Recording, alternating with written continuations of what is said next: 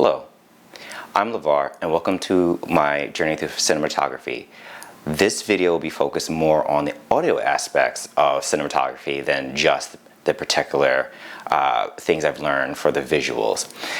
I've tried to do some research on YouTube, and through most of the cinematography channels is primarily based on visual aspects. They'll have a quick little blurb here or there, or a 2-minute video on what audio equipment we should use, but it didn't really go into depth. It didn't compare what different types of mics do in different situations.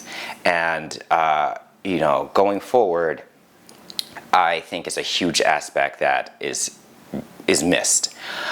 For me, unfortunately, I didn't learn before I did my first interview which audio equipment does what and what to use for what situation. So I went out and I found a shotgun mic by Shure. I believe it's a Lenshopper V83F, but I will correct myself with the title if that's not the right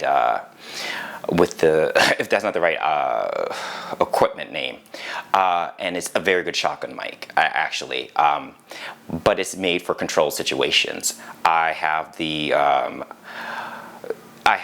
camera set about 7 feet away from me, and in a closed environment in the studio where I can control the air conditioning, I can control outdoor noises, I can effectively have a clean audio room, as clean as can be, of course, without being a true audio studio. The audio sounds fantastic at this length, and it's a perfect length just to capture your body and a little bit, of the background behind you for an interview, versus it being, super far out, or me having to use a telephoto lens or something like that. And it sounds perfect. I tested it over and over and over again in the studio. A failing of mine was I did not test it out on the street. I didn't test it in a more noisy environment. And I did an interview with this Michelin star rated chef, and it was combined with a tour. Visually, it looks, I think, stunning from a beginner's standpoint. I'll probably look back on that years from now and think, oh, there's so much I could have done. But the audio was absolutely horrible. So there were many variables going into that, but the first variable was the AC system.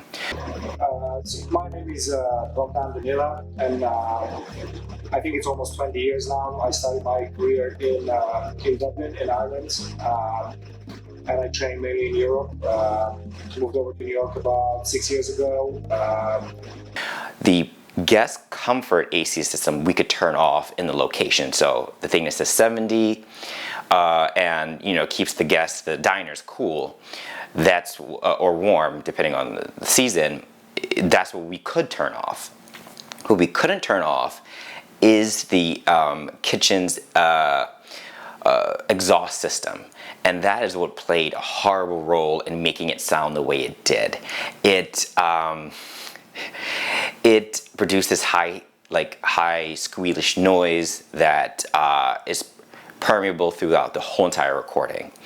I moved the shotgun mic around and moved it even closer, just slightly out of frame, and it didn't help.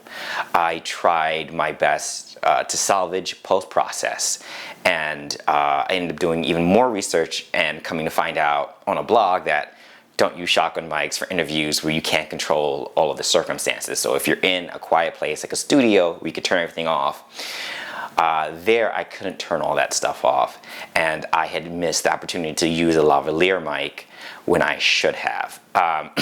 So I have an upcoming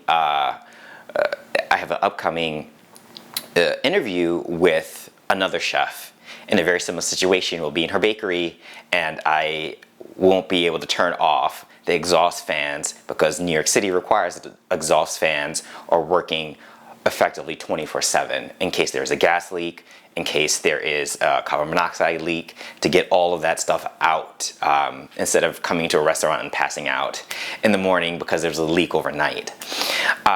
And I have purchased a Lavalier wireless system from Sennheiser, which I believe is the wireless digital, but of course I'm not good with acronyms and long sounding names, so I will of course correct myself if that's not the right way.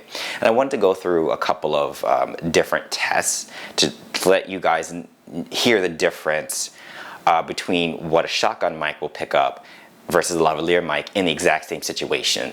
The first test I'm going to do is actually turning on the AC system here, which has a very similar noise to what I combated in that interview. So just give me 1 second, and of course I forgot to silence my phone, so you're gonna hear a little ding. It may be louder from the lavalier mic, which is on my chest, versus the shotgun mic, because the shotgun mic is a little bit further away, but I did turn up the gain control so that I can talk at a normal volume, and you'll hear, if not, I'll do a little bit of like, you know, leveling at post-process to get everything to sound the same. So this doesn't sound really loud, where the shotgun mic is across the room and it sounds low. But just give me 1 second and I'm going to turn on the AC. Righty. So the AC system is spooling up. You may start to hear a higher kind of frequency noise going into it. The fans will then start to kick in, and it'll truly be a good test of what is heard. I'll stay quiet for a couple of seconds to let you hear the difference. Then I will test after that. I will open the window and let in all that good New York City noise of construction noise, of cars honking, of the world, you know, at a way. I may end up doing an outdoor test just to see how it sounds, and I may not do that today. I'll do that, you know, I'll clip it and make it look continuous, but I'm not going to wear the same shirt. So costume change means production value, right? So the AC system is going at a medium level, and I'll stay quiet so that you can hear what picks up from where.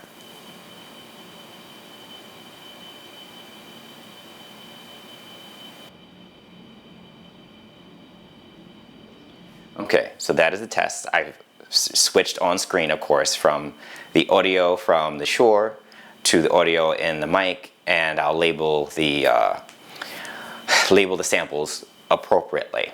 I'll leave the AC on because I want to simulate how loud something can be. I might actually do a speaker test of to see how loud, like, you know, like a Google Home would be, making like background noise, and see where things are going. Hopefully YouTube won't copyright claim me for like playing. I won't play music, I'll just play like city noises or something. Just give me 1 second, I'm gonna turn around and open the window. All right, so that is good old city noise. Cars are honking, sirens are going off. I hope that the audio from the lavalier mic does concentrates on my vocals versus picking up what's behind me, where because of the location of the shotgun mic is pointing directly at me, so it'll catch any noise that is coming from behind me. And we will see how that test goes. I will call on that hot word. I'll blank it out so you won't hear it, so your smart speakers won't go crazy, but just give me 1 second. Play city noises.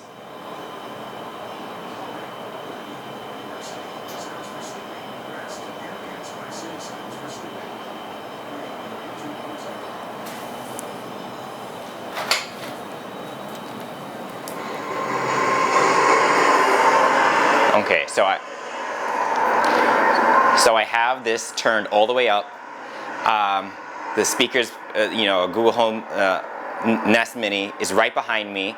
The lavalier mic is actually focusing more on my voice than the actual sounds that are behind me. This is a good way of testing what audio conditions you need, what settings you need. So use your smart speakers or just speakers in general, and try to go through an uncontrolled environment. I will stay quiet for a couple of seconds just to let you know, let you hear the difference in what's being picked up.